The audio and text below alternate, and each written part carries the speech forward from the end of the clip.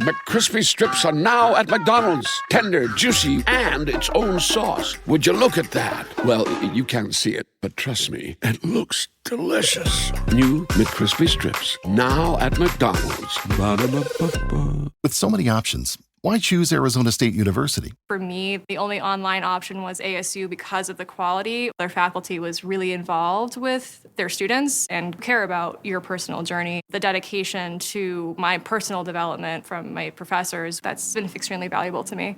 Earn your degree from the nation's most innovative university. Online. That's a degree better. Explore more than 300 undergraduate, graduate, and certificate programs at asuonline.asu.edu. Better not have no plans tonight.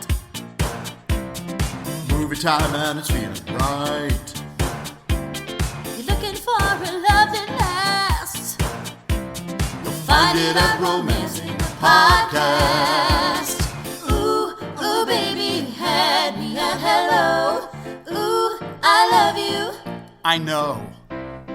Ooh, ooh, baby, you're the wind beneath my wings. Ooh, ah, I'll have what she's having. Thank you for tuning into Romancing the Pod. You had us at hello. I'm Paige Wesley. And I'm Todd Schlosser. And this week, Paige made us watch Fatal Attraction. Paige. Woo! Man, I wasn't prepared. Like, I fully understand why they say this is like the movie that started the erotic thriller genre. Like, this movie's wild. And I can only imagine when this movie came out, people were like, what the fuck is happening? Because like at this point when I watched it, I was like, oh shit, this is where all the movies now get everything from. Yeah. You know? So I wasn't like really shocked by anything, but like to be the first movie that does like murdering a pet, right? Murdering a pet. Kidnapping a child. I mean, they're not the first movie to ever murder a pet. Well, no. I mean, but like this movie where like an affair partner loses their mind and like is trying to destroy the family and then become like I think they were trying to become a best character, right? Oh yeah, we'll have so much time to psychoanalyze the people in this film. We're definitely going to psychoanalyze this film scene by scene, and we're going to tell you where Glenn Close is in every scene. Yeah. And it's crazy. I don't know that she's ever not crazy. I don't know. There's a lot in this movie that's just like straight up unbelievable to me. Like, I mean, a lot of it is like full on crazy. Oh yeah, there's so many things that I'm like, okay. There is a moment in this movie where someone should have called mental health services and Glenn Close should be under supervision for her own safety. For her own safety. You know, fuck everybody else. For her own safety. Paige, can I ask when that moment is for you in the movie? Literally when she attempts to unalive herself. Yeah. To stop him from leaving. Like he stops the bleeding. But then he just leaves her. He just stays with her in the house. And I'm like, no. Homegirl needs to go to a hospital.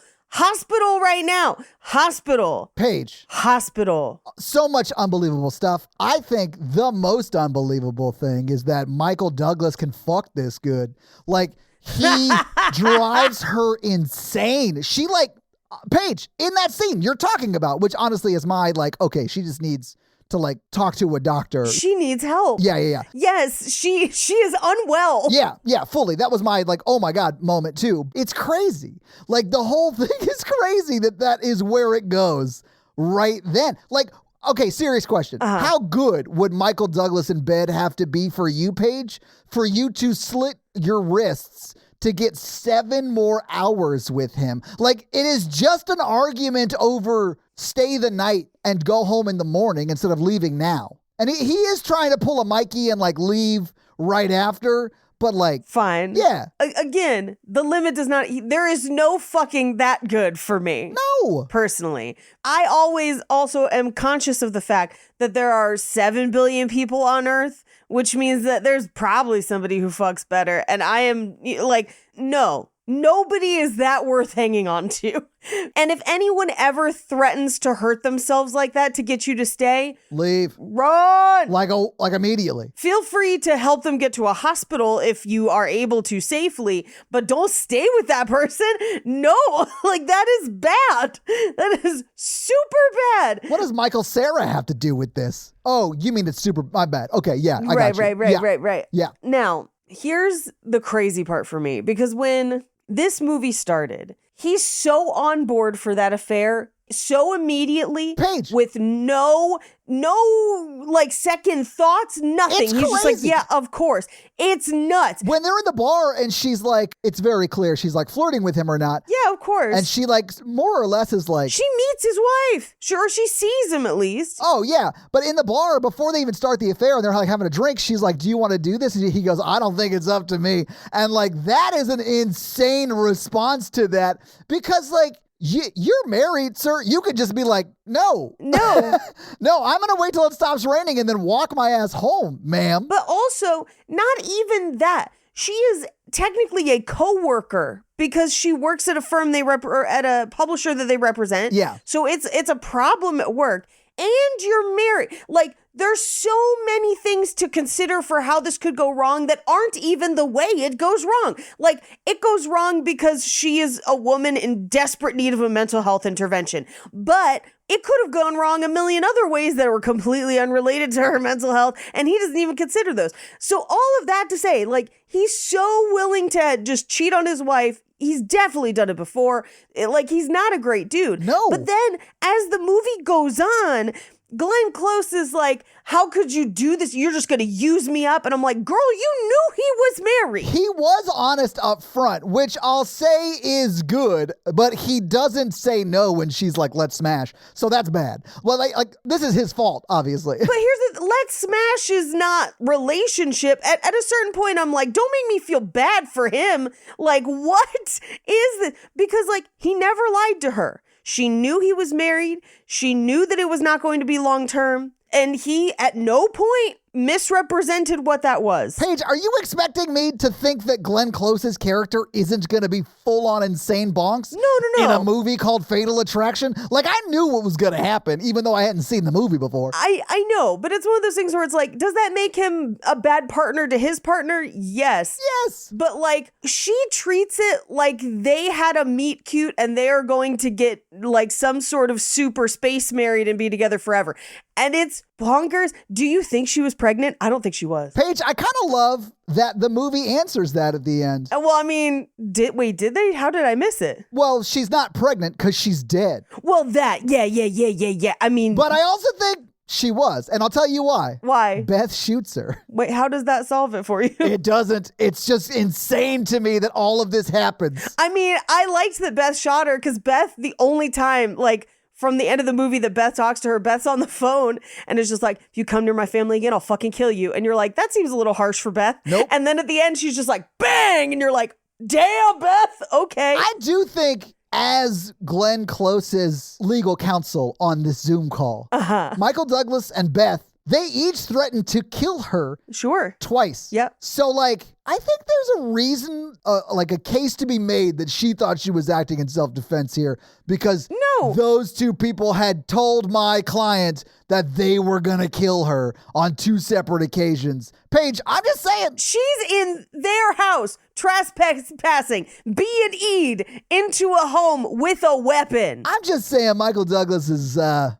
pretty terrible dude. He is, but this is beyond. And, okay, here's why I think she might not have been pregnant. I don't think she was pregnant, Paige. I don't think she was pregnant. She's just crazy. Like, the whole movie is too crazy. I guess she could have been, but no. She could have been, and the movie doesn't really come down either way. But No. here's my thinking. Because first of all, you could cut 40 minutes out of this movie just by trimming your establishing shots. What are we fucking doing? How many times do we need to cut back and forth for shit? There are so many shots of Michael Douglas, like, just making fucking tea, man. And, like just walking to his car. Yeah, just, like, walking around a dark house. Yeah.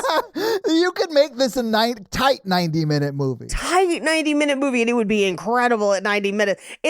Trust me, it's fascinating at 2 hours. It would be incredible at 90 minutes.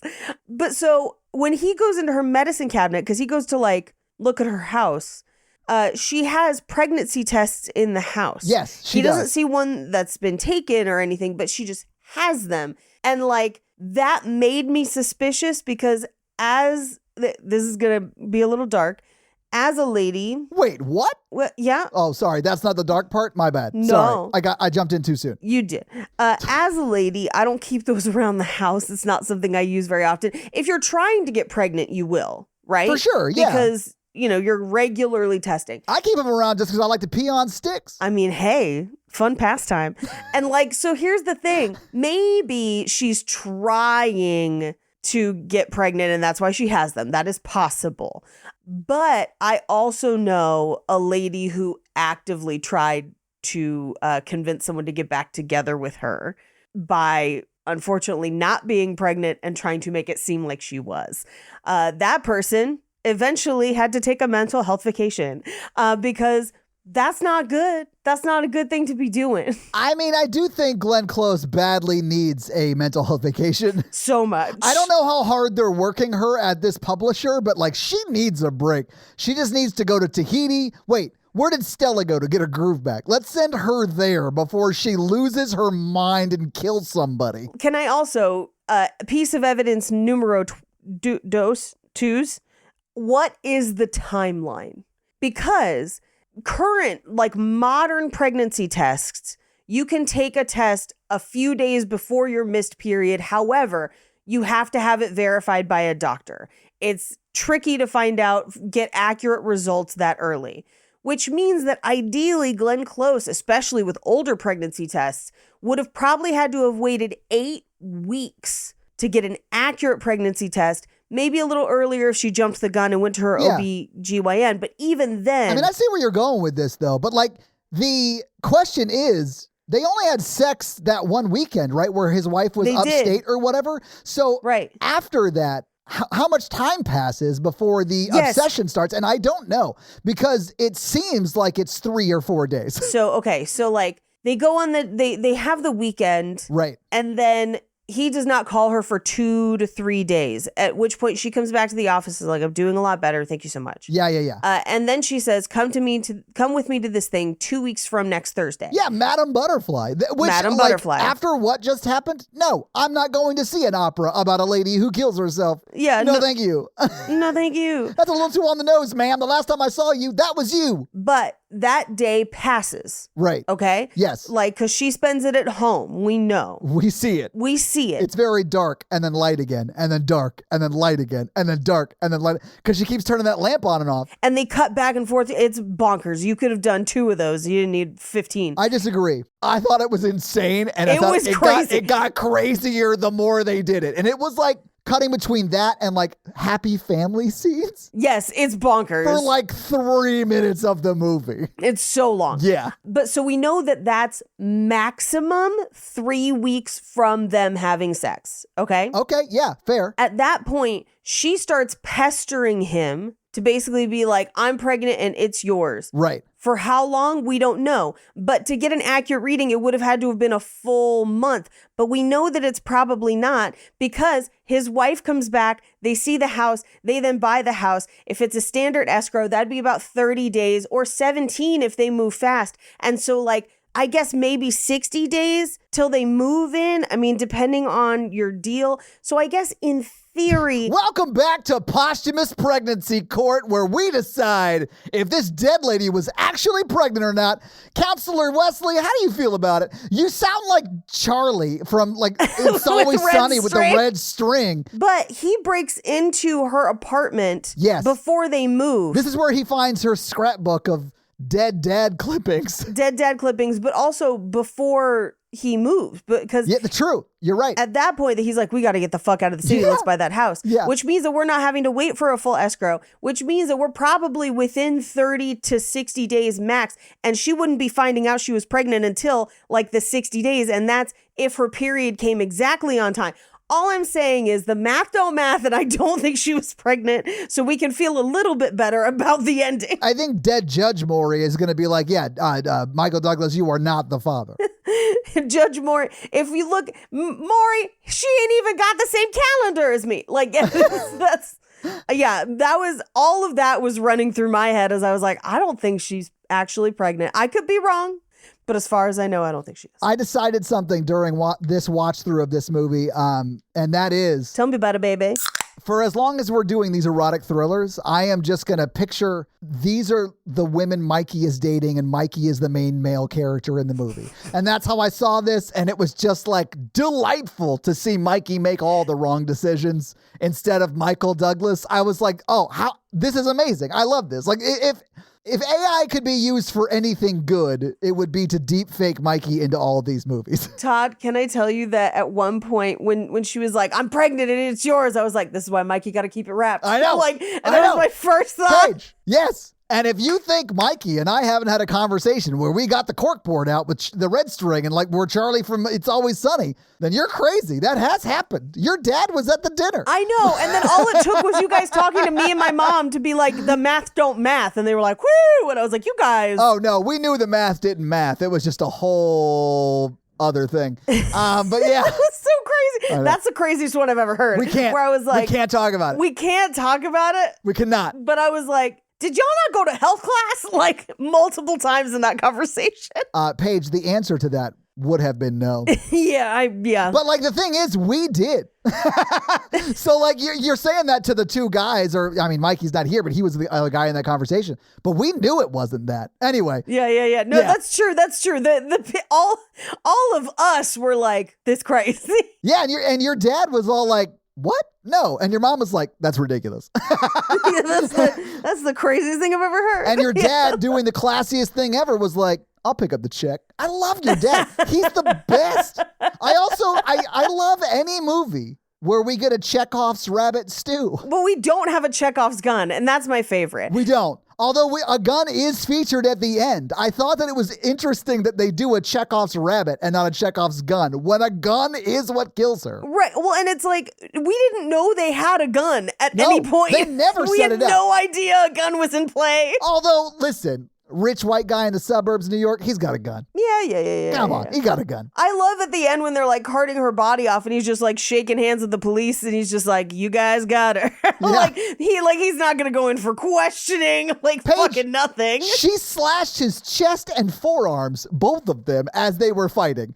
He needs to go to the hospital. They all need to go to the hospital. Yes. There is a shocking lack of people going to the hospital when they need to in this movie. And also, and again, I understand that there are sensitive situations where you might not want to involve the police, especially if somebody is having a mental health crisis. Sure. But the times that you do want to involve the police are times when someone is actively trying to hurt or kill you, or someone has broken into your home, or someone has kidnapped your child. And there's like multiple times in the movie where he's like, no, we can't call the cops just yet. And I'm like, what is wrong with you? Paige, it drove me insane that this man, this lawyer, after she kidnaps his child, doesn't just call the cops and be like, hey, this lady kidnapped my child. Because they have witnesses for the people who someone saw her get picked up. Yes. She has to have talked to somebody because, there's no way their daughter would go with a stranger if that stranger was just like, hey, come with me, child. Right. It's not, you'll have to go in and be like, hey, I'm picking him up for Beth.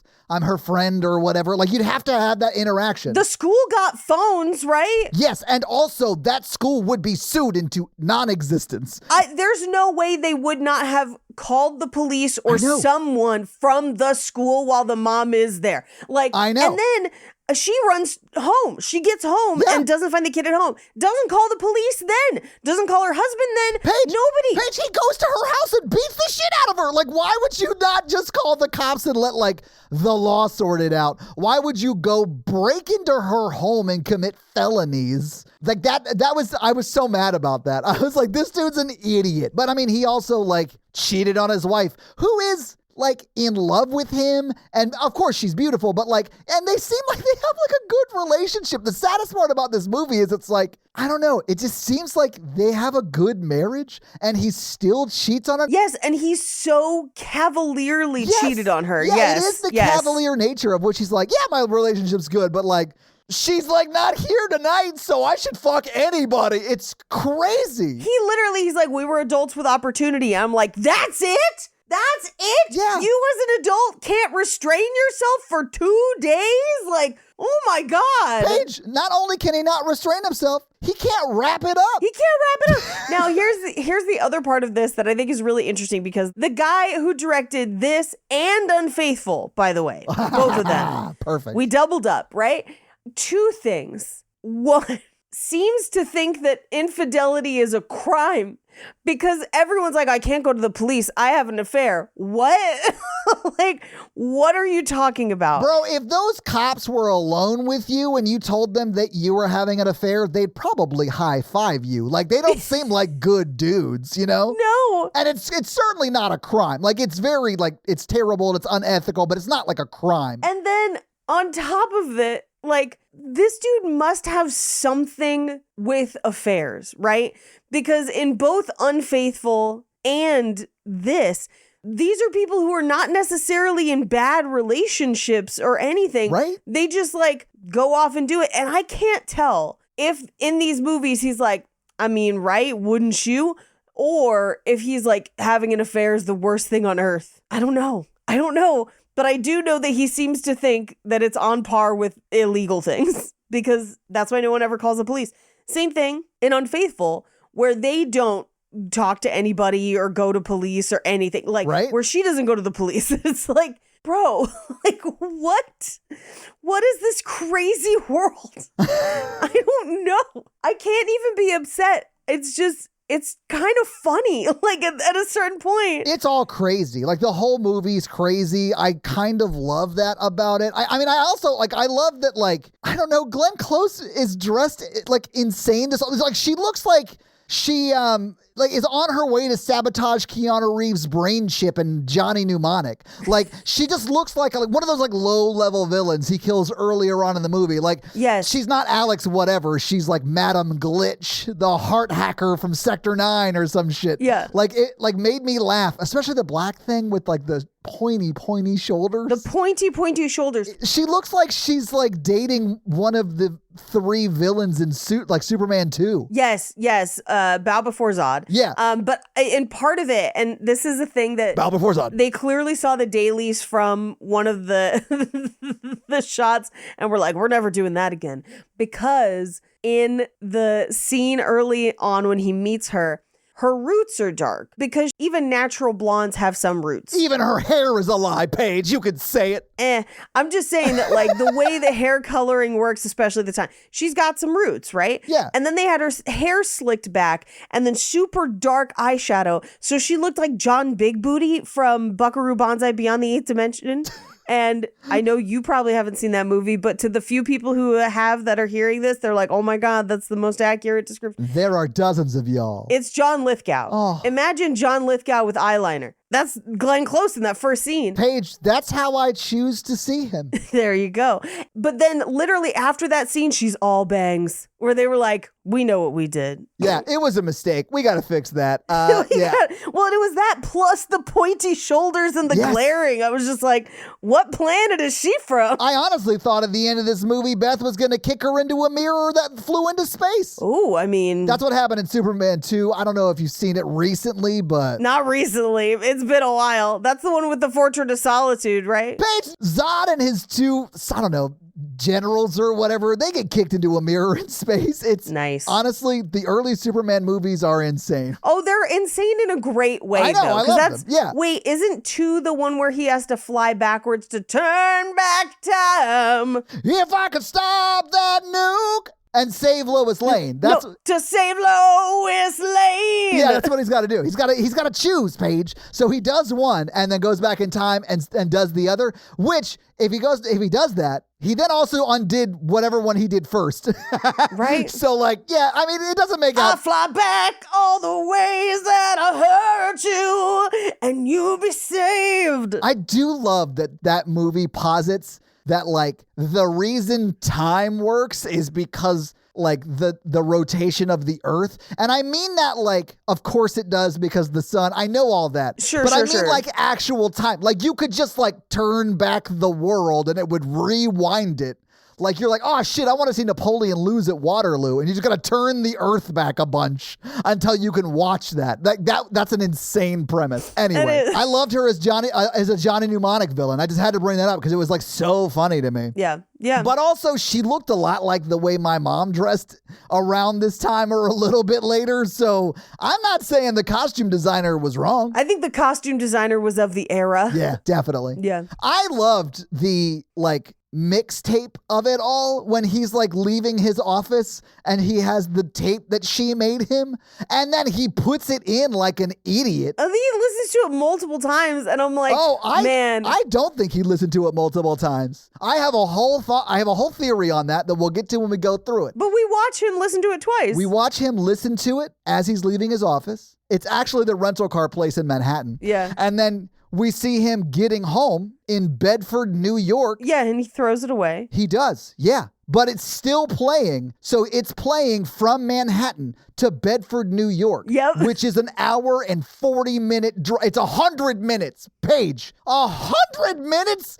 of just her going insane. And he listens to all of it. But Todd, then we watch him go into the house. No, I know. He never picks the tape up, but he goes into the house, puts it into a tape player, and listens to it again. Paige, that's okay. 100 minutes. That's a long It's a long tape. time. And it might be longer than that. We know Sure. it's at least 100 minutes. Guys, that's Yes. shorter than like the runtime of the movie Stand By Me, My Big Fat Greek Wedding, Notting Hill, 4 Weddings and a Funeral, Love Actually. There's so many movies that are under 100 minutes. Yes. And she is just like vamping into a tape recorder how mad she is. I mean, honestly, pregnancy is like taking its toll on her. That's all I'm saying. I mean, here's what I'm saying. Don't you wish there's got to be at least one person in your life you wish you could do that to? And if you knew you could force them to listen to? Paige, I do think that you and I could do like 100 minutes cold because like we talk a lot and we can vamp really well just because the podcast has made us good at that. So yeah, I definitely think I could leave like my buddy Chris on 100-minute tape. No, I mean specifically like an anger insult tape. Like I want you to imagine the energy I had, which I can't wait to hear that episode. No, Paige, I was thinking anger insult. Yes, I could do that to my friend Chris. Nobody can make fun of you like your friends can. Oh no, I mean to my enemies. Like I want to send it to an enemy, but I'm just picture the energy I had when I was literally pacing last week because I could not contain myself and I cannot wait to hear how that came out. Yeah. But I was just like, I have so many things to shout. There are people that have wronged me in the past that I'm like, ooh, I could fill a tape. I could fill a tape. I honestly, like, that should be, like, how mad are you? Bro, I could fill a tape. I'm fill a so tape. mad. I could fill a tape. Long play. You pre a lot. You could fill an Otter Pop sleeve. Here's what I wanted from that scene. I wanted him to pop in that tape, and then you hear Glenn Close's voice being like, "Hello, Dan. Are you surprised? This is what you've reduced me to. Creating a mixtape for someone I'm obsessed with." And up first on our Fatal Attraction countdown, we've got Johnny Cash's A Bunny Named Stu. Oh, okay. Hey, children listening to this, and by children, I mean people in their early 20s. Here's the thing about cassettes. They were re-recordable most of the time. Yeah. And so like as a kid, I had a project about pigs in kindergarten. And so we made a pig rap that my dad and I wrote, and we recorded it on cassette. But we used a cassette that we had just had around the house. So it would like end the piggy rap, and it would be like a minute or two of us doing like fun shout outs. And then there would be like a couple seconds of dead air. And then it would just do. I'm just a love machine and I don't work for nobody but you. And like, never met a girl like you in my life. Like just like 70s classics that I'm sure my parents had just recorded off the radio at some point. Probably, yeah. You used to do that back in the day. All the time. I probably have that tape somewhere, and I have a cassette player. I bought one recently. That is 100% the bit they do, but the video version of in Arrested Development, where Yes. Michael Cera's character is like doing the Jedi stuff in the garage. And every time they like record the video, like that's the thing that ends it. It's so funny to me. I picture her being like, I fucking hate you. I hate the way you smile. I hate the way you laugh. I hate that I don't hate you at all. And then it would just dead air and the do. I'm just a love machine. Like whatever they had recorded over that she just hadn't filled up the tape. I love that you just used like Julia Stiles' speech in 10 Things I Hate About You as like something that Glenn Close would have said in this movie. And it fits so well. Like it would just fit so well, Paige. Like 100% she would have said that. Can I tell you the other thing I kept picturing the longer this movie went on and the crazier it went? Please. Is Glenn Close from Deliverance playing this role? No changes. Give me that and give me Mikey and I'm here for it. I'd watch that. Where she's just like, shut the hell up. I was just like, oh, that would be crazy. Or like the full demon teeth, like all of it. I just want to see Mikey throw Glenn Close on the bed and be like, give me some of that P word. But Paige, maybe we should just go through this movie scene by scene. We've been yelling about it for like 30 minutes. We have, but can I briefly, before we do that, just for a second, tell you my favorite Glenn Close role? Always. Hook. Oh, yeah, definitely. She's the one that goes in the boo box. She goes in the boo box. Yeah. No, not the boo box. So good. Such a great movie. Anyway, yeah, let's talk about this movie. Yeah, let's do it. We open on really boring credits. It's like 3 minutes of words and sunrise. It's real boring, guys. It's real boring. We cut into a New York apartment where Michael Douglas and his wife are getting ready to go out for the evening. Their daughter Ellen is watching. I believe you can't do that on television. It is because they're dropping slime on people. They're dropping slime on people, but this predates Nickelodeon. So they get ready to go out. His wife takes a call from one of his, I think, co-workers' wives to like coordinate outfits. Yeah, it's actually, we see this couple later on. It's Jimmy and Hildy, whatever. Yeah. Like Hildy Santo Tomas, the one on Trading Places that put moss on somebody's house, on somebody's walls. Okay. That makes sense to every woman over 40 that listens to this podcast. Okay. I do think that couple is weird too, because he also will clearly cheat on her in a second, even though she is way out of his league. Yeah, 100%. I mean, it's clear that like this is a movie. Yeah, I mean, I just, it was bonkers to me how easily and carelessly and callously the men in this movie were willing to cheat. And I know some of that is the era, but I'm also just like, can you make anyone a palatable character outside of Michael Douglas's wife? She's the best. Yeah, Beth is the only really likable character. Team Beth. Yeah, she's amazing. I mean, obviously the daughter is great too, but we don't see her a lot. Yeah. So they go out to this event. It turns out to be a publishing event for an exercise book written by a man who I believe is pretending to be a samurai, but we don't delve too far into it. But what we will learn is essentially that Michael Douglas and his friend work for a law firm that represents the publisher publishing this exercise book at this sushi event. Yeah, but this is where he meets Glenn Close. Like all bad decisions in the 80s happen over sushi and champagne. Yeah. The only thing missing is cocaine, truly. Oh, there's a scene in this where it's like when he sees her at her office, when he gets cream cheese on his nose, and he wipes it off and it looks just like cocaine. It made me laugh. I was like, oh, this is something that like the writer did and was like, oh, wouldn't it be funny if like this happened in the movie, but it was like cream cheese, not cocaine? I have a theory about one specific thing that must have happened to the writer that they then included in the play, in the screenplay. I'll talk about it later. Okay. But I do want to note that I've been fighting Google's autocorrect ever since they installed AI. It's so much wronger than it used to be. Please don't say wronger in that context. Like, what? No. Wronger. Don't be like talking shit about Google and be like, it's wronger. Well, because I wrote the sentence, Glenn Close's roots, or I meant to write, Glenn Close's roots make her hairline look even crazier, because this is the scene where she looks like John Lithgow. But it autocorrected to toots. Glenn Close's toots make her hairline look even crazier. Like, so much wrong. There's so much wrong with it. It's so much wrong. It's the wrongerest. Anyway, this is the one with her crazy hairline.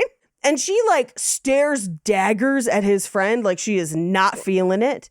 But then Michael Douglas kind of sidles up next to her at the bar just to order a drink. And she's just like, hey, who are you?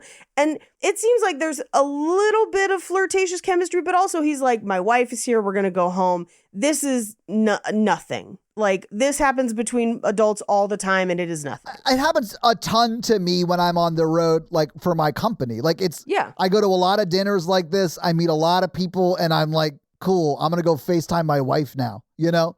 But it's not like it's a very flirtatious interaction even between the two of them. Right. I mean, he's there with his wife. Like, his wife is there. I don't think he's, like, looking to pick anybody up. No, and his wife walks up and is like, can we go home? Yeah. You know, or whatever. Like, I'm kind of ready to turn in. Which, it's a packed party. It doesn't seem like they're having a ton of fun. So it doesn't even seem like she's like, air quotes, being a party pooper or whatever. No, it honestly seemed like he had to make an appearance because the law firm that represents the publisher, he's a big player at. Right. And he's trying to make partner. And so he's got to put in the FaceTime. And so he goes. But he doesn't really necessarily want to be there. So the second his wife is like, hey, you want to bounce? He's like, yes. Yes, please, let's bounce. Anyway, they leave. And I have stuff like this all the time, work stuff where it's like, you show up, you bounce. They go home and she's kind of getting undressed, but she looks great. Like, that dress is incredible. He's clearly like, oh yeah, maybe we'll. And she's like, yeah, you got to walk the dog first because that dog is such a sweet boy. That is in 2 scenes of this movie and then none of this movie, and then comes back at the very end to be like, remember they had a dog? Remember they had a dog? Every time they want you to like Michael Douglas, they put the dog in the scene because he does like talk to the dog like in a very sweet kind of like, I don't know. I talk to my dogs too, like this kind of way. So I mean, you do like it, but he's still a terrible dude. Yeah. So he goes and takes the dog for a walk, but by the time he comes back, his kid has climbed into bed. His wife is kind of snuggled up with, and it's clearly sex is probably not going to happen that night. But so what? It's one night. Yeah, I mean, exactly. Yeah. But I mean, his 5-year-old does sort of like cock block him for the evening, but that's no reason to like cheat on your wife. Well, and I'm like, your kid's going to fall asleep in a bit, you know, and you got like a whole apartment with a bunch of other closable doors. Like, or like, I don't know, you might be able to like, or skip a night. Sure. Yeah. Or like once the kid falls asleep, you might be able to like transfer them back to their bed. Yeah. You know, or you're right, Paige, go to a different room. Yeah. Second location. You know what you should do? Fucking that kid's bed. Yeah. Show him who's boss. Show him who's boss. You gonna sleep in my bed? Well, I'm gonna bang your mom in your bed. What about that? It sounds a lot worse when I say it that way because she's just my wife, really, but I'm fucking your mom, kid. That is mine. Fucking your mom. Anyway, the next day, he basically helps his wife and his daughter into a car because they're going out to the country to see her parents and to look at a house next door. Yeah. And it seems initially like he is apprehensive about moving to the country, but she really wants to. Yeah. Yeah. The vibe is like he doesn't really like peaches, so he doesn't want to move to the country. You know what I'm saying? Like he's good in the city. Yeah, he's a city mouse. And that's where he works. Like if my wife was like, hey, what if we like moved an hour and 40 minutes away, but you kept your job? I'd be like, are you divorcing me? Like what is happening? Because I am not going to be able to commute an hour and 40 minutes each way. I mean, I had to do that for a long time, and it is doable, but it does suck. I'm not going to spend 3 hours of my life every day in a car. I can't. Yeah. I mean, I did because I had to, but like, it ain't fun. No, I know. I've done shit like that too, and it sucks. It sucks. Yeah. But that's why Regina wants a place by her ocean in the downtown because she works as yoga instructor, while Paul wants a place that's a craftsman with weird wood features, and their budget is $15 million. Anyway, so he sends him off for the weekend. Yeah. He goes to his weird Saturday morning meeting that has bagels. And this is where he runs back into Glenn Close. Yes, because she is like working on a book that is like, it's basically like a tell-all where this author is like exposing her affair with like a real life congressman.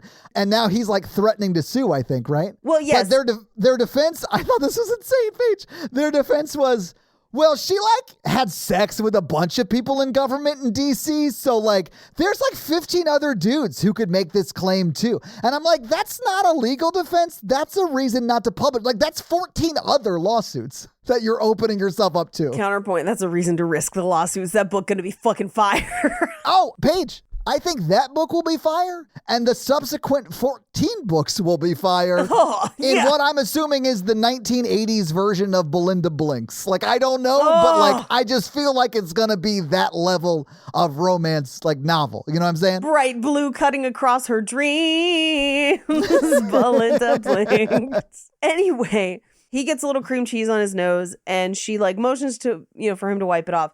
And again, they met the other night. They seemed cool. This is honestly kind of a re-meet cute. Yeah. Because in this scene, it actually does, they're like friendly towards each other. Yeah, they're friendly. Yes. But I wouldn't say there's anything over the line here. No. I can't tell you how many times I've told someone at work, hey man, your zipper's down. And this is like in that realm, right? It's like a personal like hygiene kind of thing. I don't think a line gets crossed until dinner when she makes it very clear that she would like to have sex, and instead of him saying no, he says, let's get the check. That's where I think we have crossed the line. Because essentially, he tries to get a cab, he can't, the rain is really bad. They decide to go get dinner to wait the rain out. Yeah. And here's the thing. I have many male friends. I have many male work colleagues. I would not hesitate to go to dinner with most of them. No. It would not be weird. I go to dinner with my work colleagues all the time on the road, and half of them are women. There are also there are men who are friends in my life that if I called my husband at 4 a.m. and was like, yeah, I'm at Norm's with so-and-so, and which is a diner here or whatever,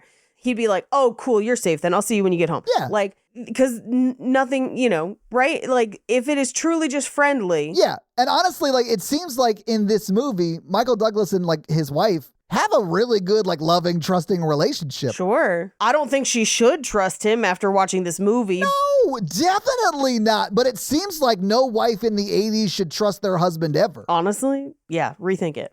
Anyway, during dinner, she kind of opens the door to hit on him a bit. She definitely starts it. She does. I think so too, because he lights her cigarette. And then she asks if he's good at being discreet because he's a lawyer. She asks it in a way that's it's very coded in hey, if we fucked, could you keep it a secret? Yeah. But she's really just saying the words hey, in your profession, you have to be discreet. Are you discreet? Is the words she's saying. But he's reading into it. He knows what she's saying. You know what I'm saying? He knows what she's saying, right? And he continues the conversation. Yeah. And that's when he goes, you're an attractive lady. Why didn't you have a date the other night? Why don't you have a date tonight? Oh, that's right. And she was like, I did. I blew him off because we're here. Right. And she's like, does that make you feel good? And he's like, well, it doesn't not make me feel good, which is the moment you know that Michael Douglas is both a dirtbag and an idiot. Right. Because there's no way they can be discreet. No. When during the weekend affair, they're going on date. He is cosplaying as Glenn Close's boyfriend in the Central Park. Right. Where a lot of his neighbors are probably hanging out. Right. What are you doing? Anyway, it's so dumb. And also this is why the whole if we just had the opportunity we could get away with it it never works out because nobody can keep a secret. Yeah. You can't. And so don't even try. It's crazy to me. It's so dumb. It's not even that. It's that all I needed in this scene to root for him a little bit, just a little bit, was for him to be I'm really flattered, but no. I'm married. I got to get home. Yeah. And he doesn't push back at all. Yeah, he's I don't think it's up to me as to whether we hook up or not because he's already on board, He's already on board. And so they immediately go back and bang. And then they get up, they go dancing. He leaves in the morning and she's like, why'd you leave? I hate that. And he's like, well, I got to get home. I got stuff to do. And she's like, no, come over. Yeah. And she basically, and we can't skip over this too fast because I have to talk about the first sex scene of this movie. Do it. I have to. Is it because she waterboards him? This is what I think happened to the writer of the film. Okay, because let me set the scene for you. I'll feed you baby birds. Set the scene. They're kissing. They're in the kitchen. He backs her up against the counter, where the sink is. She reaches behind and turns the sink on and then is cupping water in her hand and at first is rubbing it on her face and rubbing it on her chest to get her clothes wet or whatever, which I'm girl, you guys are already up against the counter. There's no you don't have to sell it. He's already buying it. Then she takes and she just splashes water in his face. Just blah, blah, blah, blah, blah, blah. And I was this is in no way sexy. If somebody, while I was in the middle of having sex, splashed water in my face, I might accidentally slap them. Because I'd be the fuck is this? What is happening? Why am I wet and not where I expect to be? Okay, I was going to say, Paige, but yeah. But cold. Why? Right? I don't like it. It doesn't seem like it's fun or sexy. No, not at all. And so I was like, this has to be something that somebody did to someone that they were like so fucking hot in the moment. And it's like, you had to be there, I guess. I don't know. But we do see them like montage fucking around various places, and one of which is like her apartment, and they do sort of like show her apartment building. Her apartment looks dangerous as fuck. Paige. It's in the meatpacking district. Yeah, it is. They end up at one point in a freight elevator, like fooling around, and like they ride it up, stop between the floors, and then take it back down to the lobby. But this is where she lives, like in this like weird freight elevator that looks like it was like whatever was left over after the Triangle Shirtwaist Factory fire. Yes. Like it looks like they turned that building into apartments, I guess. They did. But like, girl, that elevator is not like foreplay. Like what that is, like she is smuggling you to her witch coven for a ritualistic sacrifice. That's what that looks like, because that building was abandoned years ago. Yes, but here was my bigger question, because that building is where she lives. I know. Right? Because that's where he goes back to. Yes. Okay, but they get in that freight elevator, and I was like, how many fucking floors does this freight elevator go up?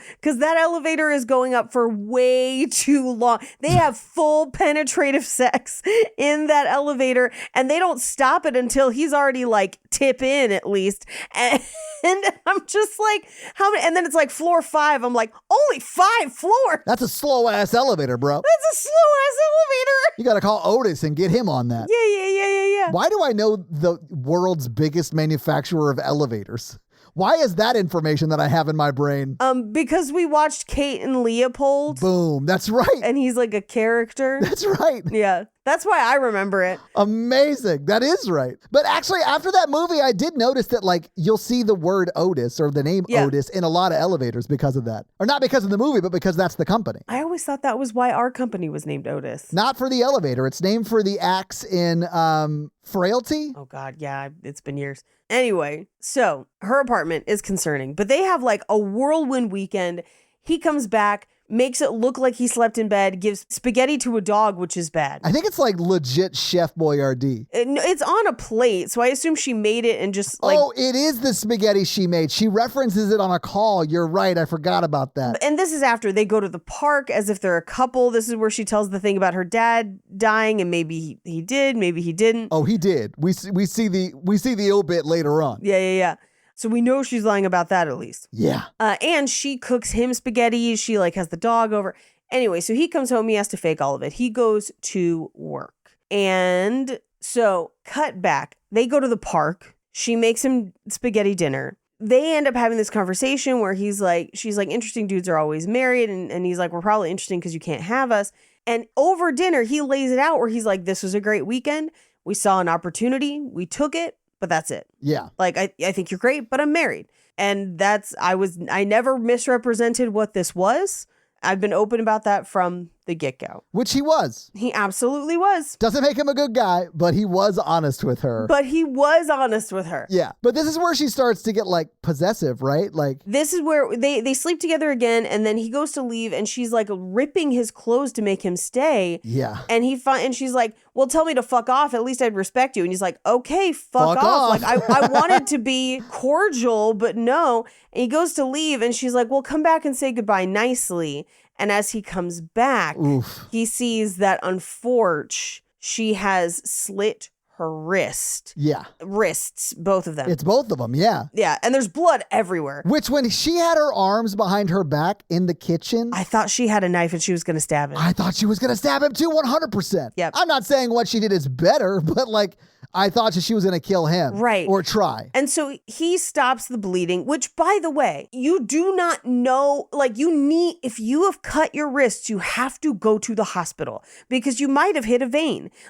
You might not be able to heal properly if you do not go to a hospital. And so he just bandages her up. And I'm like, is he not going to call 911? He does not. He stays with her and is like, you're going to go to the doctor, right? And she's like, oh, yeah, for sure. And I'm like, no. I know he leaves without making sure she goes to the doctor with not even like a pinky swear that she will. No, well, fuck that. It should have been an ambulance ride the night before. Oh, I know. I agree, Paige. I just think it's, when she's like, you love me. I know you do because you stayed. No, if he loved you, he would have called an ambulance, ma'am. The reason he didn't do that is because he's cheating on his wife with you right now. But here's the thing. It's like, You could have taken her to the hospital without anybody finding out. Honestly, you could have called the police and been like, I don't know, man. She's crazy. I just like heard her from the hallway and I came heard in her and like, screaming. Yeah, I gotta go. She's saying that I slept with her, but I don't know. Yeah. Don't smell my dick. I'm out. But this is where he like leaves her. He goes home. He like feeds the dog spaghetti, changes the sheets, whole nine. Yeah. He gets into the office, which is where we find out that Martha, his secretary, is the grandma from True Blood and Twister, and it's my favorite. I love her so much. I love her in everything she's ever in, and she is still alive. She's like 90 and still acting. That's awesome. She kicking. Anyway, so we cut to later that night. He's like at home playing games with his kid, and like, how was the house? It was perfect. And it seems like he's kind of having this moment of like, oh, thank God you're home. What did I do? Oh, I should, He's full on and like, oh, thank God I got away with it mode, which is like, no. I don't even know if it's thank God I got away with it as much as it was like, yikes, what a nightmare. Yeah, I definitely think it's a lot of that too. But like, and I don't think he feels like he got away with it because like every time the phone rings from here on out, he has a panic attack.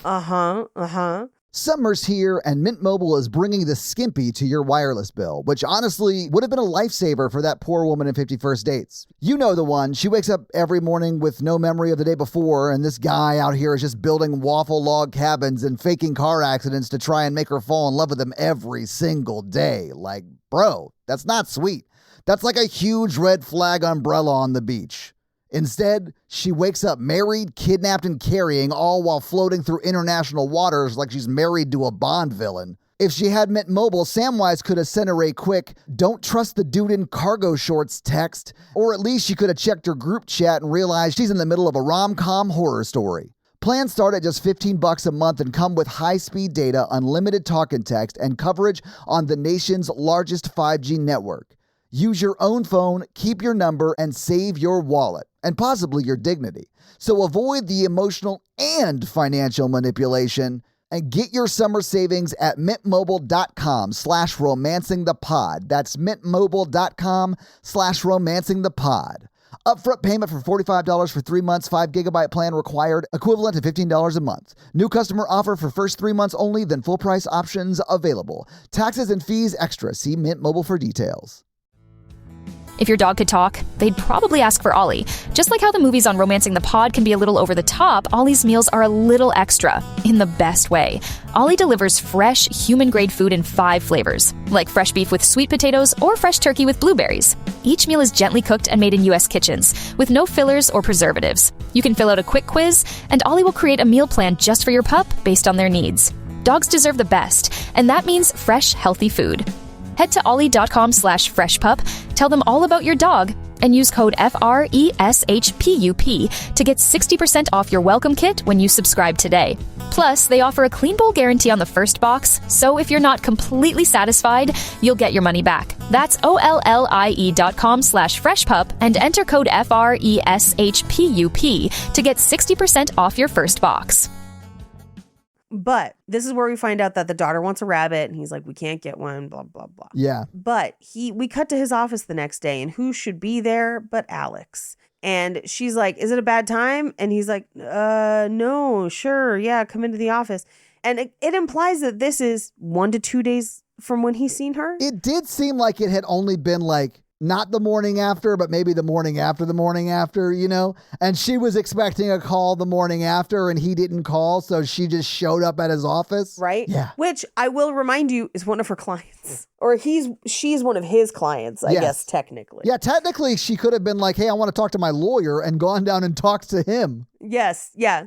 Anyway, she shows up and she's like, I'm so sorry. I'm sorry I put you through that. I'm really doing a lot better. I'm so sorry. But as a thank you, I'd like to go to Madame Butterfly with you. And he's like, I think that's a bad idea. And it is. I don't think we should continue to see each other. It's thank you for getting the tickets, but I think I'm going to pass. I thought it was really callous for him to be like, do you mind if I take my wife, though? I could take the other ticket. Yeah.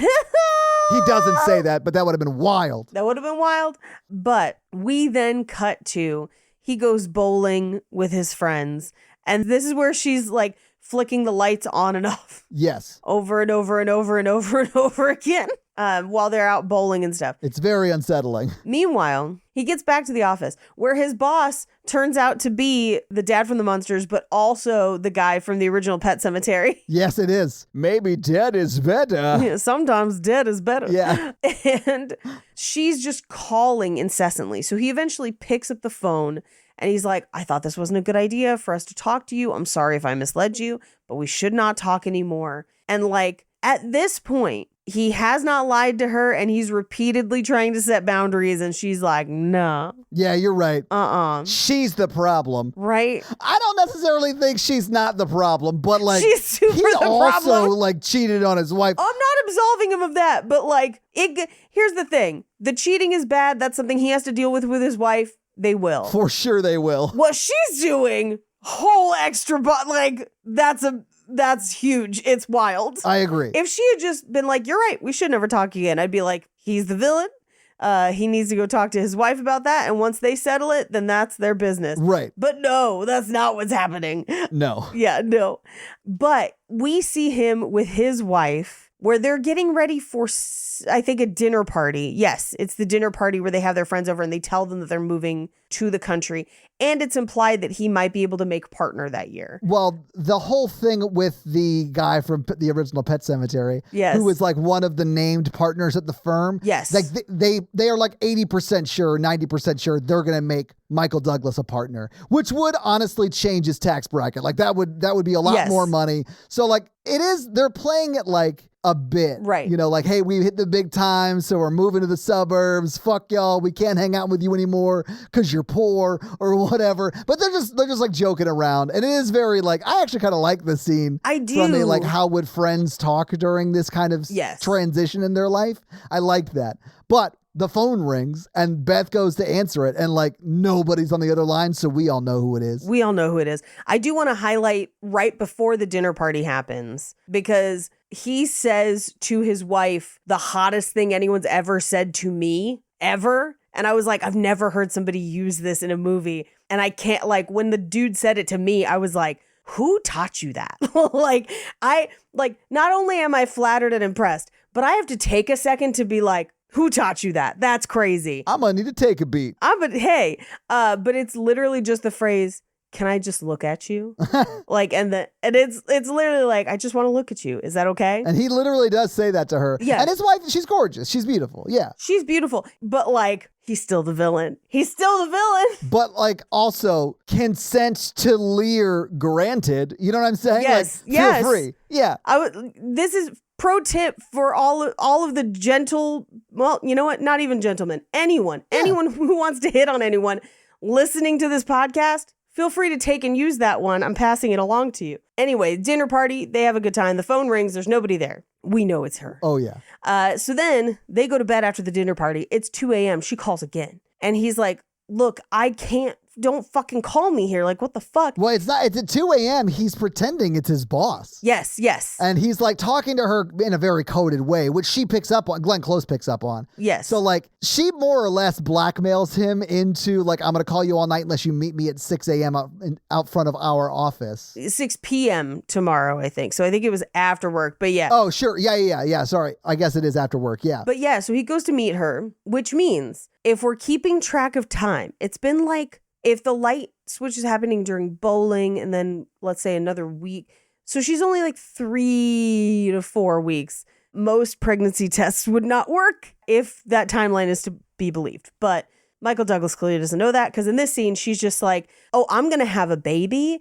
You don't have to be involved, but I'm definitely going to have it. And he's like, I'll pay for the abortion. She's like, no, I'm having it.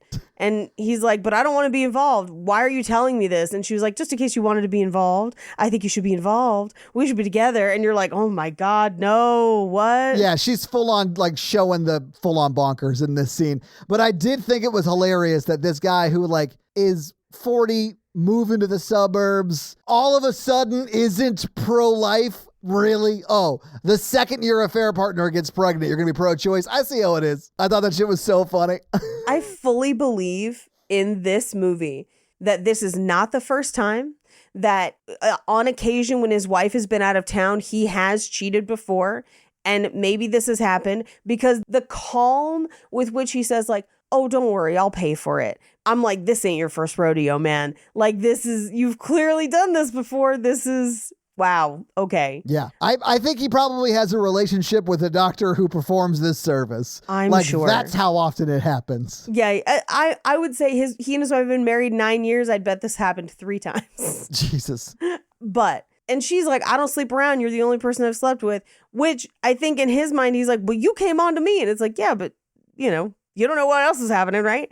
But we cut to him reading to his daughter, but then we cut to him going to her apartment during the day when she's at work. He breaks into her apartment to like look through all her stuff and try to find clues to see if it's his or not.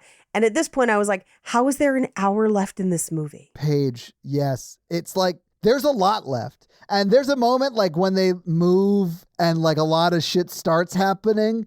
And I was like, oh man, we got like 10 minutes left and there's 30 minutes left. There's a lot to this movie. 38 or whatever at one point. Yes. Yeah. Anyway, so he finds pregnancy tests on hand, right? He finds the articles about her dad.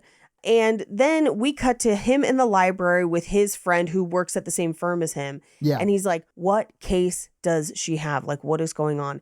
And his friend is like, not really upset about the affair as much as he's like, oh yeah, she got you over a barrel, son. Like, you're going to have to pay that child support at least, which like, I mean, admittedly, yeah, that is how that works. But also like, if the baby's real and like, there are a lot of other things that I think he could be maybe bringing to light with law enforcement that she's already kind of doing. Like, it's about to get way worse where he should absolutely go to the police, but like, right? It's already starting. Paige, I just remembered that in this like I'm pregnant sort of montage where all this stuff happens, she gives him the card of her OBGYN. Yes, which yes. he reveals in this scene that he called, and that doctor was like, congrats, you're having a baby. Right. So if she isn't, who's her accomplice in this bit? Right. Does Michael Douglas murder his unborn child in his, like, what is happening? Todd, again, unless there has been a significant time jump that we're unaware of, which there could have been, then there's no way. There's no way. It can't be. There's no way. So like, well, and I guess this predates HIPAA. Yeah. Because currently under HIPAA laws, the OBGYN would not be able to give him that information. No, I thought it was fake, especially because she said, she hands him the card. She's like, you can call him and he'll verify it. And I was like, you must have somebody set up or something. But we never resolve it. We never know if she's pregnant or not. There's probably some weird phone service back in the 80s that like women could give this number to. Oh. And that no matter who calls it, the answer is always, congrats, you're having a baby. And it's just for like toxic women to like trap dudes with. Oof. Guys. Oof. Paige, I'm pitching a business. $1 million idea, but also oof. Yeah, like listen, guys. Oof. Let me generate a phone number real quick and we can just start this and I will be the doctor. Okay, but like, you got to have a flip side where you got to have toxic options for everybody. Not just this. It's got to be this. And then, but I was about to ask you to marry me. Like he had already bought the ring. Yeah. Like whatever the equivalent is. So I can just tell by what phone number they called, right, what part I'm playing. So if it's like, right, if it's the like, am I pregnant line, I'm the doctor. If it's like, right, did he buy the ring? I'm like the jeweler who's custom making this beautiful ring. Did he cheat on me? He would never cheat on you. Even in our frat days, he never cheated ever. Plus, he showed me the ring and it's great. It's just nonsense. Anyway, we cut to, he goes home to the apartment and who is there but Alex? Because now she's pretending like she's going to buy the apartment. But she's there with Beth. Like he walks into Glenn Close talking to his wife about like moving into the apartment they will be moving out of when they move into the country. To, and I'm quoting here, eat a lot of peaches. Right. Are you guys getting my very topical Presidents of the United States of America band reference? No, but I do love the Presidents of the United States of America. They do great covers. Yeah. But no, not as familiar with the Peaches song. It was like one of the 2 songs that I heard from them. Anyway, she's in the apartment. He kind of quickly like escorts them out, but not before Beth gives her the direct line to the apartment because he had tried to like unlist their number. So he then goes to Glenn Close's house and is like, the fuck is wrong with you? And she's like, I won't be ignored. And it's a very famous line from the movie. And you're like, oh my God, she crazy. And he's like, yeah. She's like, I'll tell your wife. And he's like, okay, do it. And she goes and calls and then can't do it and hangs up. But they move into the country house.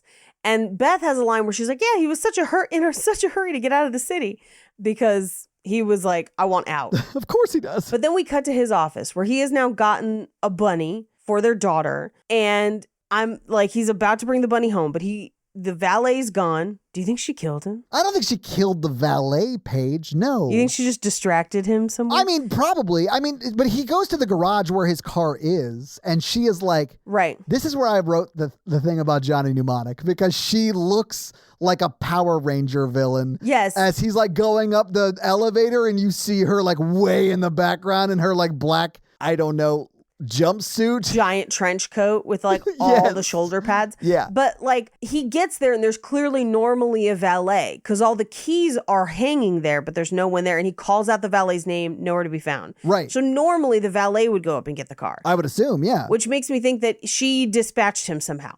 Anyway, he goes up to the car and it's covered in acid? I don't know. It is like a bubbly substance and the car is like... That seems to be sizzling. Well, the car is smoking and I think whatever she poured on it got into the electrical system and fried it. And that's why it's smoking. But I don't know. It could be acid because it is like bubbly and like, I don't know. Maybe it's a Toyota Fiesta. It doesn't look like it's having a party. No, I'm sorry. A Ford Fiesta. It was a Ford Fiesta, not a Toyota that is Fiesta. True. That's a real name for a real car. It just sounds like fajitas. My buddy had 2 of them. They both sucked. The fajitas or the Fiestas? The Ford Fiesta. Yeah, Ford Fiesta. Not a great car. Yeah. Anyway, so he leaves and rents a car. And at this point, I'm like, is he going to call the cops? Now, he does eventually go to the police out in the suburbs.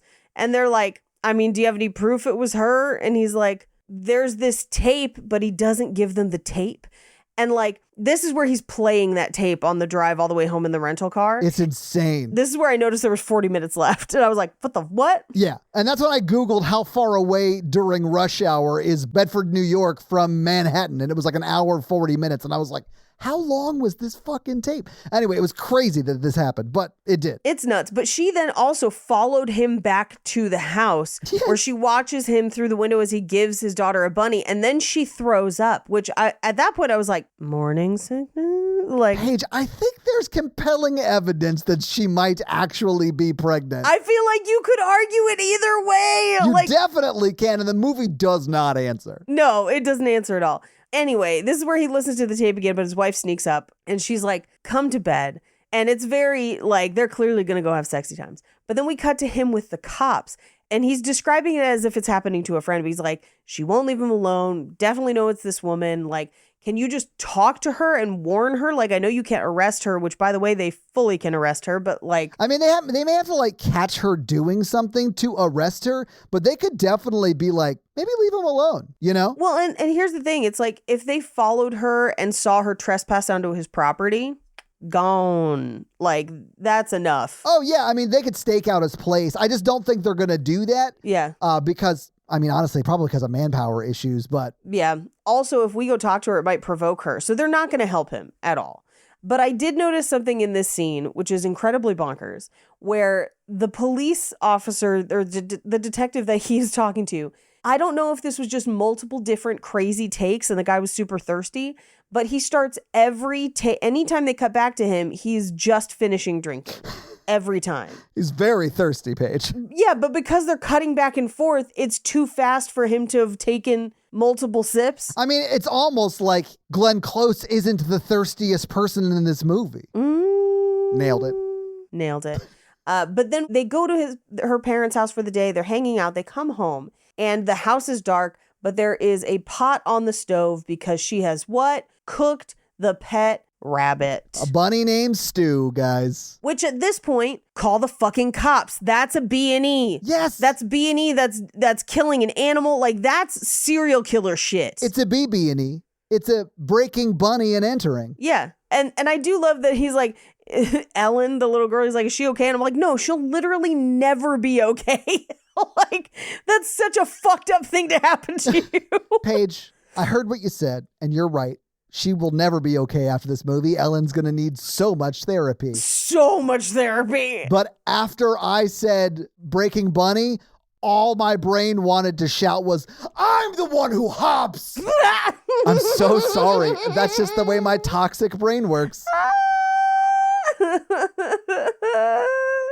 Anyway, at this point, his wife Beth is very upset because she's like, somebody broke into our house. Like, what the fuck is going on, right? Well, and you know Michael Douglas is about to admit to the affair because it cuts to him in the living room just like looking out his open door in the rain. For so long. It's like a 2-minute long shot. It is a long Fucking shot. worst. You can tell he's like, I mean, I'm not sure it can get much worse. I'm just going to tell my wife. Yeah. He's just blame it on the rain.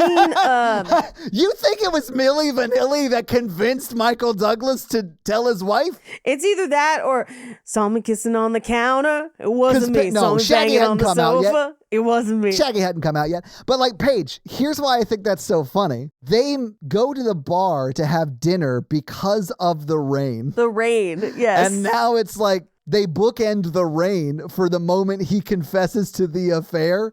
And then you made the Milli Vanilli reference and it just made my day. Blame it on the rain. Yes. So here's the thing. The best time to tell someone you did something wrong was yesterday. But the next best time is now. Like, you should have always told them before, but at least tell them now, yes, right? Yes. Now is better than never. 100%. And so I do love that at this point in the movie, he's like, I have not called the cops yet because I know who this is and I need to tell you because you're not fucking safe and that's my fault and I'm sorry. He does own up to it. And I like that he owns 100%. up to it. It's great. I think Beth's performance in this scene specifically is so crazy good. Like when he tells her and she just like, her facial expression doesn't really change for like a good 3 or 4 seconds. And then she like puts her head down. It was like she was like couldn't believe it at first. It was so well delivered. Yes. I loved it. I also love the layers of her reaction. Oh yeah, because if it's just an affair, it's bad. Right. Pregnant is a different level of bad. And she definitely amps up the aggression at that moment. And she reacts in a way that I think I myself would probably react in this situation where he's like, it was one night. I don't love her. It was a mistake and I am sorry. It'll never happen again. There was no relationship after that night. It was a one-time mistake, right? Yes. Because that's a whole different ball game than somebody continuing to carry on an affair, right? Of course, yeah. And so in that moment, it's like she receives it and she's mad and she's upset, but she's like, okay, but what are we going to do about it, right? Like you and I will handle our relationship shit later, but for what's going to happen with this crazy person? And then when he's like, I think she might be pregnant, then she just loses her fucking mind. And I'm just like, yeah, that's when I would start hitting people. Like it would be bad. I mean, it is very much a like, how could you be so stupid energy? How could you how could you be so careless with our family? Yeah. Is what it is. And as they're having this fight, she calls and he's like, no, you know what? I already told her. I've already packed my shit. She already knows.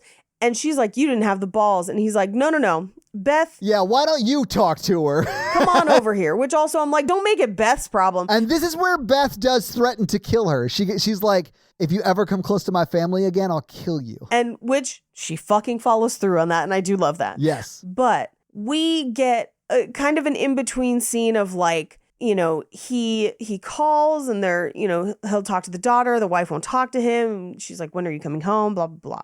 We cut to the next day. She goes to pick up her daughter from school to find out that she's already been picked up. At which point, police should be called immediatamente. Yes. Like right then, Amber Alert that shit. Because that child is kidnapped. Active danger. Yeah. Active danger. We have already established that there are no other family friends that pick up the baby. Maybe the grandma, but the grandma lives far enough away that like, maybe not. And they would know, like, because the grandma's of a certain age that you could be like, was it a 65-year-old lady? No? Okay, then it wasn't her. Here's the thing that blows my mind is that they're all like, didn't you pick her up already? I was like, no, these people look completely different.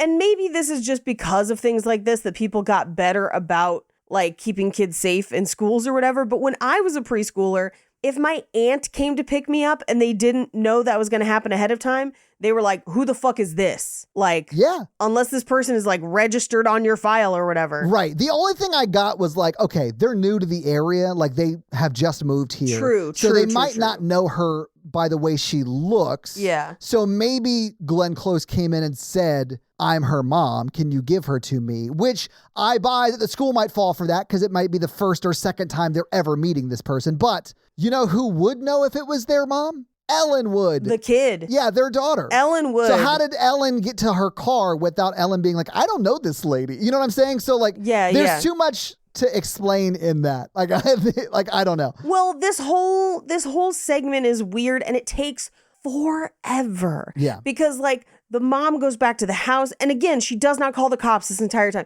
She drives around town yelling for Ellen like she's a stray cat. And then while that's happening, we show that Glenn Close just randomly took Ellen on a roller coaster and then brought her home. Honestly, it seems like a great day. I realize that it's like she's kidnapped and that's terrible. Right. But it does look like Glenn Close is just like trying to pretend that she's the stepmom is what it felt like to me. Yeah, it's real creepy. But she drops her off at home. Meanwhile, we cut to the hospital where Beth's going to be okay. But now he's like, I'm going to fucking kill that bitch. Yeah, when he should have just called the cops. He goes to her place and beats her up. Yeah, he beats her up. And like they fight, he tries to strangle her. She's got a knife. She goes after him. He goes after her. It's like they like truce, corners.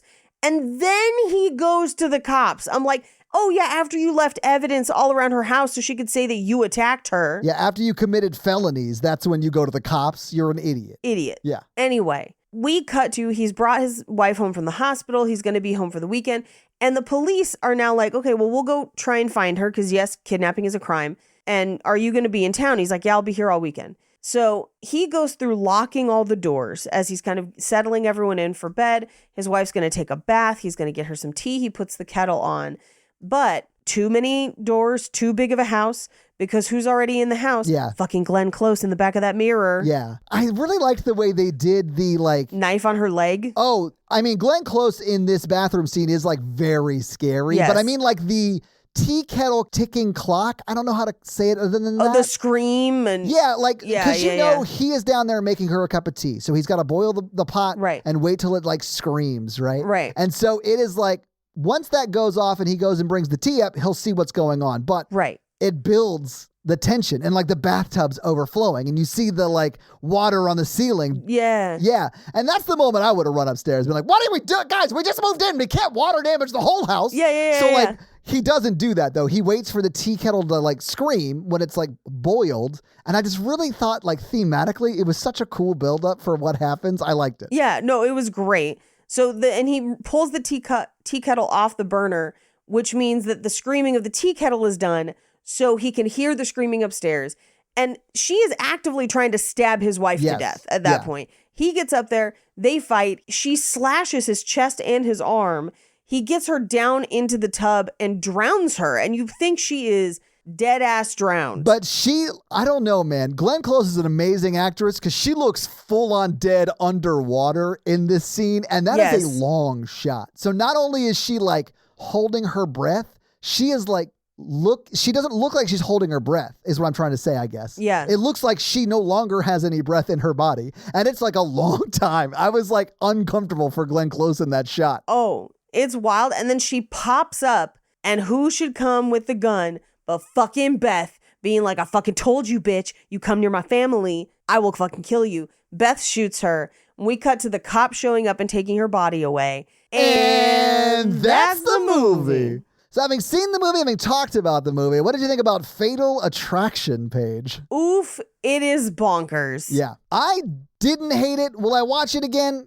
Maybe. Like if I could watch it free on streaming, I would. I had to rent it tonight. Sure. I probably wouldn't pay to watch it again, but I'm not mad I paid, I don't know, $3.49 or whatever to watch it today because it was pretty fun. It's wild. Glenn Close is amazing in it. And man, she's an amazing actress and I've seen her in a ton of stuff. This is the youngest I think I've ever seen her. Sure. And good God, is she nuts and so good in this movie. And I mean that like she's nuts and she's doing such a good job acting.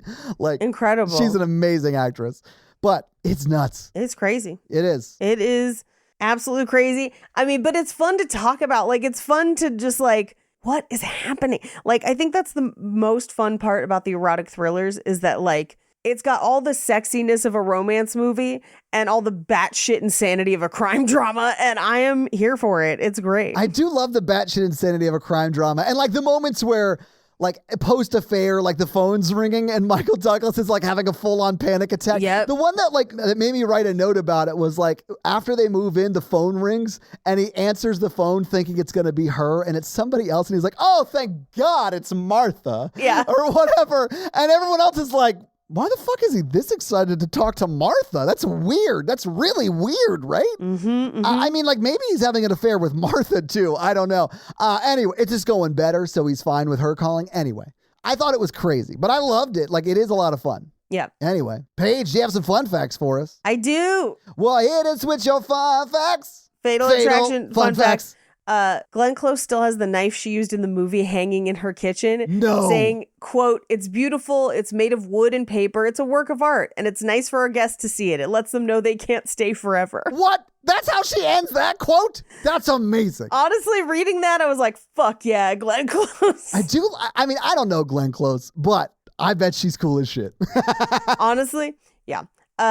More than 20 different directors passed on directing this movie. Wow. Okay. That surprises me some because it has like stood the test of time from like a pop culture standpoint. Sure.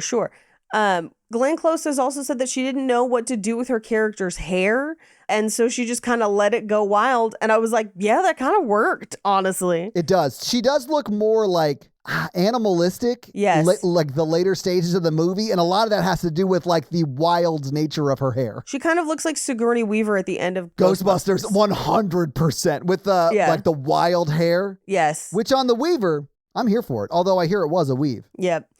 Michael Douglas was also working on the film Wall Street at the same time. So to avoid schedule conflicts, he would alternate between each film during the week. What? Because they were both filming in New York. Oh my God. So it like one day he was getting waterboarded by Glenn Close in a sex scene. And the next day he was like, greed is good. Yes. Wow. Now, according to Glenn Close, people come up to her all the time and say, thank you, this movie saved my marriage.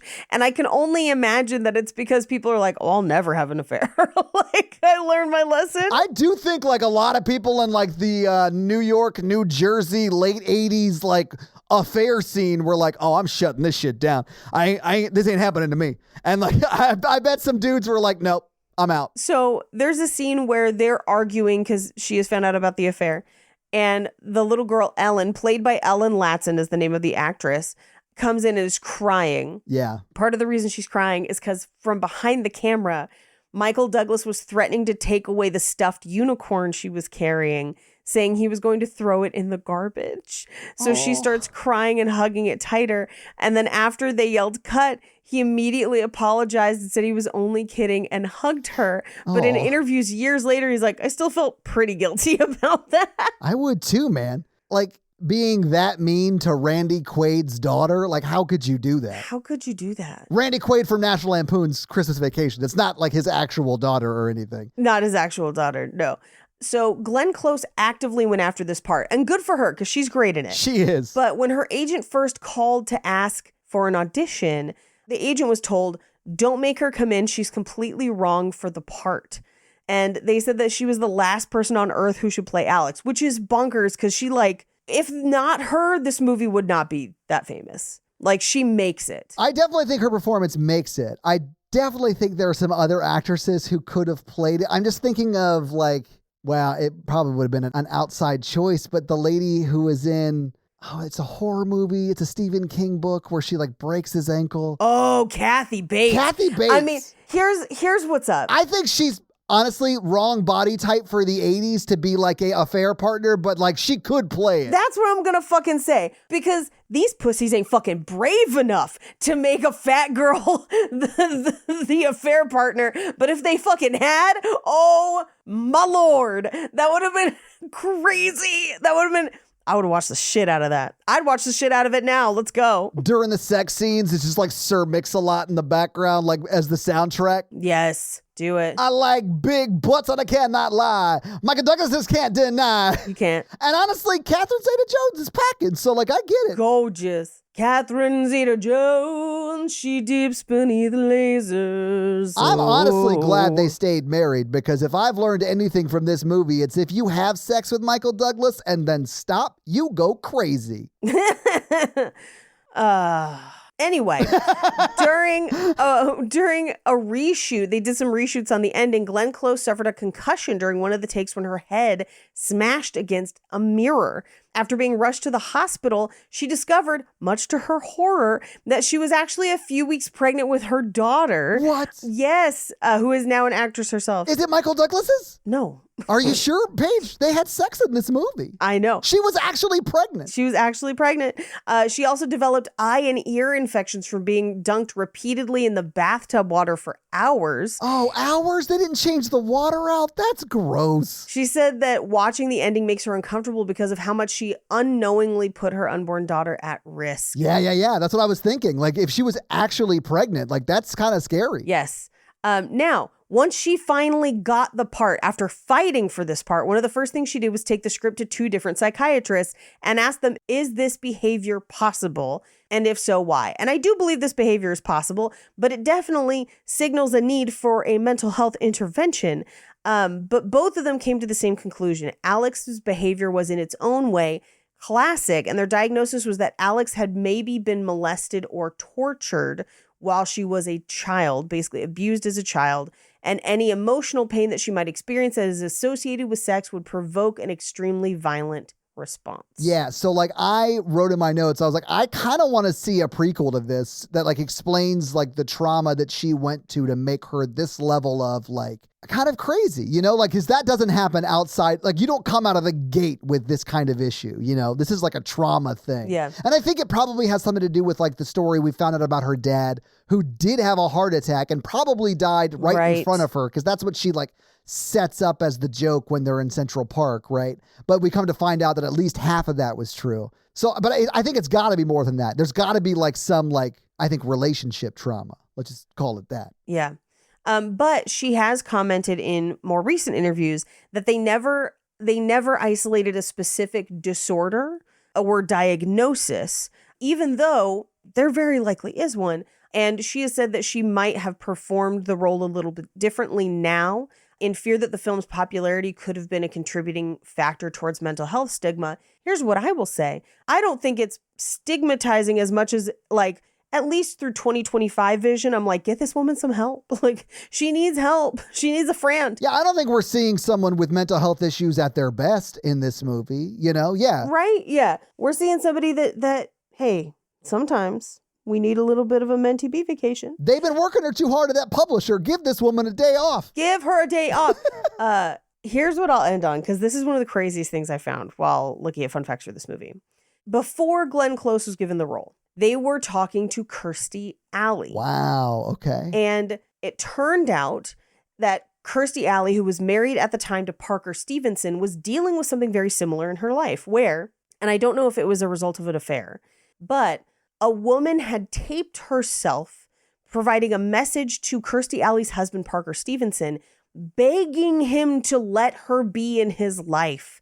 And they gave the tape to the filmmakers. And some of the words from that tape are used verbatim on the tape in this film. What? That is nuts. And those are your fun facts. Wow. Okay. That's amazing. Okay. Thank you for those fun facts, Paige. Let's talk a little bit about box office. So what do you think the production budget was for Fatal Attraction when it came out in 1987? I'm going to say 18 million. Ooh, Paige. That is so close. It was actually $14 million. But again, this is 1987. So that would be like roughly almost $40 million today. Let's just say that. Okay. But this movie came out the weekend of September 18th, 1987. It was number one the weekend it came out. 4 movies came out that weekend. The number 1 movie was one of those. Obviously, it was Fatal Attraction. The number 2 movie was The Principal. Number 3 was The Pickup Artist. And number 4 was Hellraiser. Each one of those movies premiered that weekend. Number 5 was Stakeout. Ooh. Paige, what do you think Fatal Attraction brought in its opening weekend? You said it was third? No, it was first. It First. won the weekend, yeah. That weekend, if you won that weekend, I think you probably brought in at least $12 million. It was $7.6 million All right, is what all it right, brought in. all But right. Paige, again, this is like $87, which would be $21.4 million today. Right. So you're not wrong. You're around there. But this movie was in theaters for a while, guys. And it was number 1 for a while, guys. It was number 1 specifically for 8 weeks, Paige. It was from September 18th through the weekend of November 6th. It was number 1. Nuts. Crazy. Yeah. So they fell to number 2 in its 9th week, number 4 in its 10th, and then it went back up to 3rd in its 12th. It dropped to 5th in its 13th week. Madness. It didn't fall out of the Madness. top 10 until the 18th week, Paige. Jesus Christ.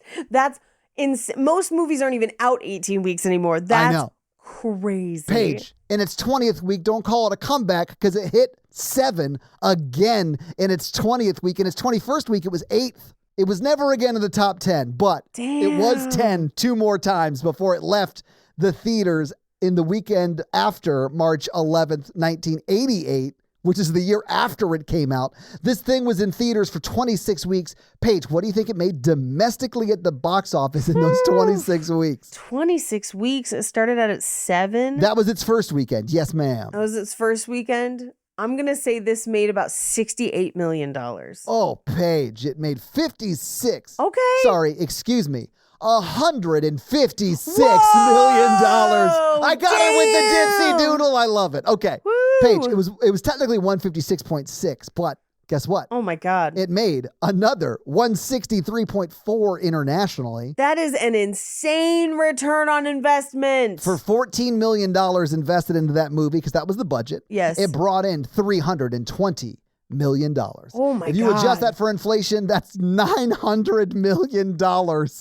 That's crazy. Crazy. That's Definitely so put crazy. Michael Douglas and Glenn Close and honestly Annie Archer in movies forever because they made a hit of course, in this. Of course. And obviously let that guy direct again and make that movie unfaithful. And make unfaithful. But Paige, that's your box office. You want to hit him with that romance scale? Our romance scale is a scale of how romantic we found this movie from a scale of 1 to 4 because Mikey said so. Todd. This is not romantic for me, Paige. It's largely because it's an affair. Mm-hmm. There actually is a scene with his wife that I think is kind of sexy, Yes. but it's also kind of gross because of what's happening in the movie. yeah. But it's a 1 for me, dog. How about the roar scale? How many Ooh. roars you giving Honestly, this? the one scene with the wife, which is not even a sex scene, it's just like kind of a sexy scene, I'll give it a 2. But it's not sexy because A, it's an affair, and B, I don't like being waterboarded during sex. Here's the thing. I think in the namesake of the roar scale, which is named after 365 part 2 this day. That title is so bad. Fucking fucker. What say you for? We named it for the scene in which Massimo is tied to the couch and then breaks his restraints and then animal roar is put in. I feel like the roar scale was built for bonkers sex scenes. And because of that, I'm going to give this 3 roars for the waterboarding. Okay, if it's a crazy sex scene scale, yeah, 3. That's fair. Because it's full on crazy. And that's your roar scale. So, Paige, this week you made us watch Fatal Attraction.